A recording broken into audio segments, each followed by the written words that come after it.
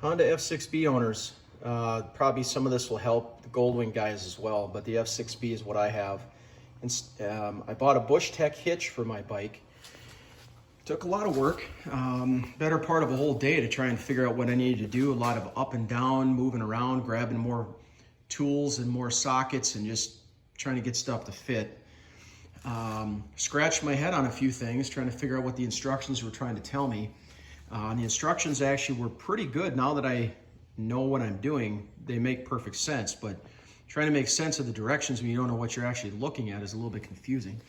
So I just want to show you a couple of things on my bike, so when you're working through this, it'll help you out a little bit. You're gonna need a lot of tools, a lot of different wrenches. I have long ones, box ends. I have the ratcheting ones. Those were actually very helpful. A couple of short ones were helpful at times. Long extensions. You take off a bunch of parts off of your bike. These are the ones that I had to take off, as you can see. The side covers, your crash bars by your saddlebags have to come off. Your handles and your seat have to come off, and these side pieces come off. These little trim pieces are these guys down here next to the rear foot pegs. There's just a couple of bolts and they come right off. Those are really simple to do. A couple things I wanted to show you though about the hitch. I'll start back here and just show you how the hitch actually is assembled so you know what you're looking at. You've got this hoop here, and you can see it kind of curves in by the tire, and the receiver hitch sits on the bottom. There's a little lock bolt right here with a little nut, and that helps hold the receiver in here, keeps it from rattling. You have some chain holds right here, and that's where your hitch pin goes in the side.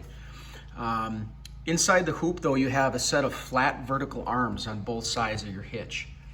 And if you look how they connect, this is a real nice curved bend here that goes, the hole goes towards the back of the motorcycle and the bend kind of goes down. So it's sort of pointing out the back of the bike on both sides. Those support arms are really difficult to get in. I really struggled with that a lot, trying to figure out what end was supposed to go where, how it was supposed to connect. But when you do connect it, it goes on the inside of the hoop flange here on both sides. So those arms on the inside is where they have to go.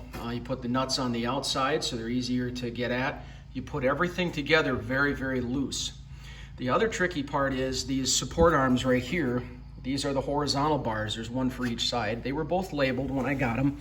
They really only go on one way, and they're pretty easy once you figure it out. I'll just show you a couple things. They go all the way back on both sides.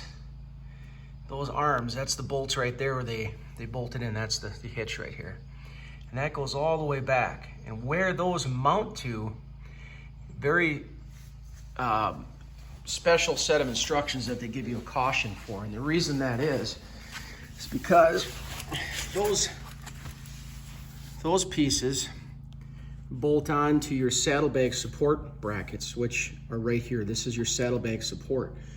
They ask you to remove this bolt here, and this is the battery, there's the frame, here's this bolt, okay? It's right underneath the saddlebag. You need to take that bolt out one at a time, and when you do that, this saddlebag frame piece is actually loose and it moves around. You need to re-thread a longer bolt. You'll know it's the right bolt because you'll hold the two bolts up together and you'll squish them together end to end, and you'll look at the threads and make sure that they're the same size bolt, same thread. You have to hold this frame piece in that spot, in that hole, and actually I had to force it. I needed actually both of my kids to help me do this, but we had to hold this frame so I could get this back in there and thread it without stripping it. This is an aluminum frame. If you don't put that in there straight, you're gonna strip that out and you are screwed. You'll have to take the bike into somebody to have that repaired. I don't know how they're gonna do that. I know there's a lot of different ways you can do that, but it's gonna take a lot of money. But that has to get threaded through there to hold this on, and then you put a bolt on the back side of that later on in the instructions just to kind of keep things together, because this bolt goes through here, and then that support arm, you can kind of see it. Oh man, I guess you can't see it, but it's back here by my hand. That support arm comes back here and goes on the back side and hangs on the back of that bolt. This is the arm I'm talking about. This lower arm right here is the one that hangs on those bolts. I'll show you where that is on the other side of this right here. This one, this is the right side of the bike. Facing the rear of the bike is this direction. That's that bolt. That frame piece comes all the way up underneath here, and it hangs off of that. And I'll tell you right now, it's almost impossible to reach your hand up in there. If I would do it over again, I'd take this right muffler off, because you've got your swing arm your shaft drive and all that stuff here in your way, and it's really hard to reach in there and get that. I would just take this right side muffler off. That would have saved me a lot of messing around trying to get the fit. The other thing I want to show you, these support arms. They talk about going up inside the frame and taking off the upper frame supports by the rear trunk, and I was like, what on earth are they talking about? I didn't have a picture of how this installed, so I really wasn't sure what this was even going to look like. Here's what it is. This is the back of the bike. Okay, we're facing, there's the antenna right over there. Here's the back of the bike. You have a frame support right here. Top of your fender. You have your saddlebag linkage right here. The bolts we're talking about are right here on the frame. This one and this one down here, okay? What you do is you get in there with a wrench, either from behind here or under here. I got in from behind on this one, and I went on the right side of the bike, I went under the front. Put one wrench on one end of that bolt right there. Take a socket right here, and you pull that bolt off. You do those one at a time. And you take that support arm, which is right here, and you feed that thing down through. There's a little space down there. See that? You can see that space? You feed that down through there, and you connect it on the top. Very hard to do. This right side of the bike was the hardest, because you've got these cables here that go to this saddlebag, and those are right down here where this is where that bracket is right here. That's my bracket. These cables are in the way, and I really can't pull them out of the way. I can't really disconnect them. So I kind of moved them up one at a time like this, and I just kind of pinched it. And I stuck that bar in there kind of crooked and fed it down through that hole, and that one's really tight in there. Make sure you don't pinch any wire or anything like that, but that's where that goes, and it goes on the inside. Now, in the Bushtec instructions, it says it would be a bolt, frame, a spacer, then your support arm, washer, and a nut. There weren't any spacers in my kit. I don't know why.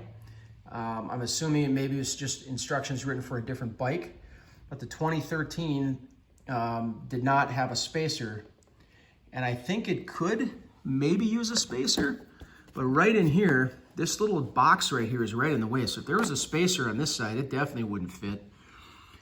And then really, there's the boxes on this side. So if I had a spacer on there, I don't think it would work. So if you have a 2013 F6b, or maybe just an F6b in general, you don't want to use the spacers, I don't think, because I don't think it's going to fit. And they didn't give me one, and I'm assuming that they know what they're doing at Bushtec. So that's probably a pretty good reason why I didn't get one. Anyway, you got to try, and these cables were actually laid real flat before, and I had to pull them up, and they're kind of kinked. But I think when the seat sits on here, this isn't going to push down. I don't think it's going to bind anything. I think it's going to be okay in the end. Couple things for wiring.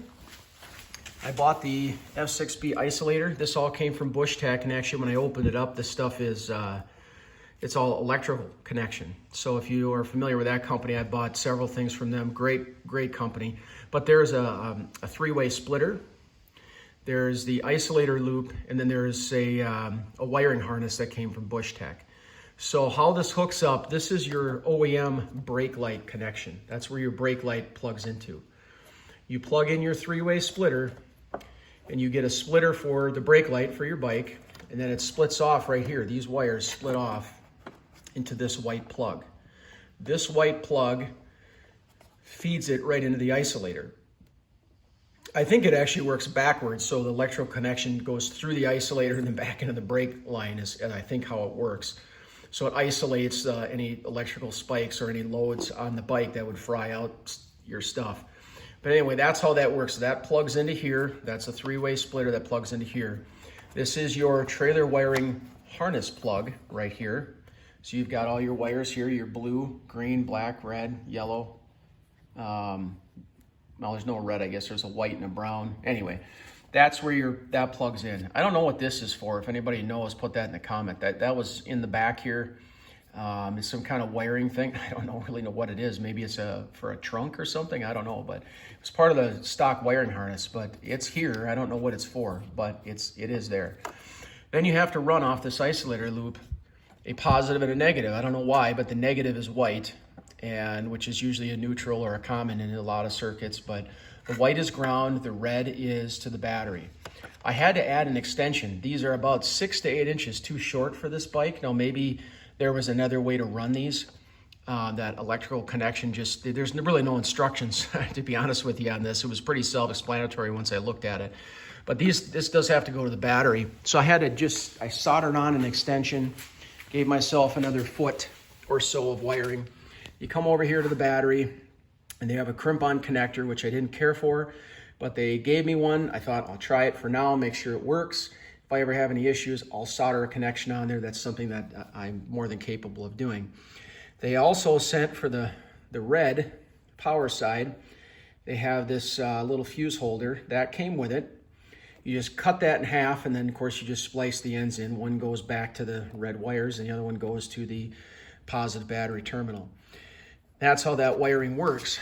Bushtec has their nice fancy Bushtec plug, which fits the used trailer that I bought.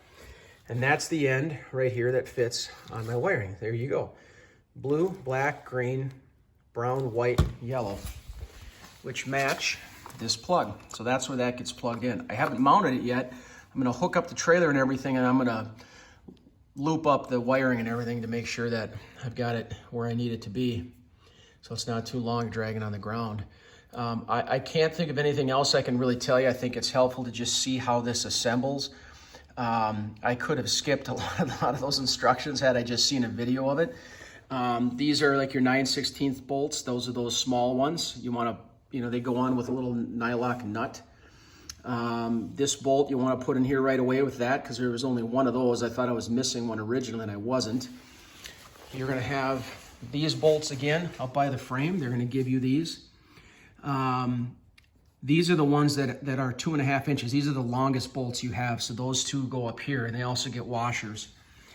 And then these bolts down here that go on this saddlebag frame support, those are threaded, and they have to be threaded through there, so make sure you do that very carefully and don't strip that out. If you do, you might as well sell the bike, or just not use a hitch, because that's totally shot. Anyway, on my bike, I did not have nuts that fit on the back for some reason. I don't know why they weren't in the package, but there wasn't any. So I brought one of these to the store, and I got nylon locking nuts for that. I don't know why they weren't in there. I'm assuming maybe it's just they got overlooked or something. I don't know, but human error, they just packaged it up. Bushtec was a really good company. This is a really nice hitch. I actually like the way that it sits on the bike. It's very, very, very sturdy. There is no movement up or down. It has side-to-side support on the frame, and it also has these vertical support. One thing I'll show you too, which I forgot to mention, I'm gonna look underneath the bike here real quick. If you look under here, you're gonna see where the frame piece, if I can get it right, there's two little nuts in there. That's actually a U-bolt that fits over the top, and there's that little spacer. Maybe you can see this one better. There you go. There. What that does is there's a little tab on the side of the frame. You can kind of see it right in the center of the picture. It's a black tab. And that extends out underneath the saddlebag frame support that you put that bolt in. That U-bolt goes up over the top of that, feeds down through that tab. You put that silver spacer or washer across the two lugs of the U-bolt. And those are nylon locking nuts. I actually had to buy the nuts that, actually those weren't in the package either. So I think somebody opened it up and took some parts out and shipped something back and never told Never told the company about it, as I think probably what happened. But anyway, I went to the store. Those are 1/4 inch by 20 thread nylon locking. They were like $5. It's no big deal. I wasn't going to call the company back and complain or, you know, demand money back or anything. It's not worth it. You know, the hitch arrived on time. Everything else was really good with it. So those are the U-bolts. I forgot about that. Those are very, very tricky to get. In fact, the one on the right side of the bike is the one we're looking at. It's really hard to get that in there. I also had, in which actually, if you take that right muffler off, it save yourself a lot of problems. It's a lot easier on the left side of the bike, but the only other thing I had issue was the muffler support nut that you take off, which are, again, are these, that thing right there. On the back side of that is a little washer. I don't think you can see it. Back side of that's there's a little flat washer up inside there. I don't know if you can see that. Pretty easy to get on the left side of the bike. The right side of the bike, almost impossible to reach. I had to reach underneath the bike from the other side, from the right side of the bike. But I had to reach underneath from the front of the bike towards the back, put my arm up over the top of the saddle, or the framework for the saddlebag and the hitch, just to get that piece on it. Very tough, actually. It took me a while to figure it out. I moved back and forth several times trying to figure that out. But I hope that gives you some tips, gives you a couple of things to think about. I did a full LED upgrade on this bike already. I just got done with that. Did the wiring and the hitch. You know, I'll just give you a quick little shot of the dash. New RAM mount. I used to use the X grip. I lost my phone the other day. That's why I have a brand new iPhone. The X grip finally failed me and it fell off. I wasn't using the rubber straps. That was my fault, but it always held my phone okay until the day that it didn't, and now the phone died. So Garmin GPS, which is, there's a bracket that's mounted right to the glove box door. It is wired right to the bike, so when the bike comes on, it actually turns this on. I have electrical connections, Bluetooth also. Unfortunately, the Garmin does not talk to the Bluetooth. The Garmin really only has this great software to talk to a headset. I don't know why that is, but I cannot connect this Bluetooth-wise to that. Eventually, I'd like to run a wire to that. But anyway, just a couple things about my bike. 2013, 9,600 miles. Real nice shape. Love the bike. With Bushtec Hitch. If you have any questions, maybe send me a message or put something in the comments. I'll try to help you out. But at least you can kind of see how things go together. Piece your bolts together, lay them all out so they all match, and make sure you got everything that you need to make it happen. And I think it'll go pretty well for you. If I had a video like this, if somebody showed me how this went, it would have taken a lot of head scratching out of the way. Most of these panels that you can take off are actually pretty easy to do. I wouldn't really worry about that a whole lot. You should be able to figure that out. There's other videos. But anyway, just a couple tips for you. Hope that goes well. And if you do this, plan on a full day. Plan on a lot of help. At least have one person there helping, giving you some tools and running bolts and stuff back and forth to you. And another set of hands is very helpful. It definitely made it easier for me. But it was a full day, pretty much, to get this on with the wiring and everything else. And I've never done this before on this motorcycle, so it was kind of a head scratcher for me trying to figure out where they wanted stuff mounted. So hope that helps. Good luck to you.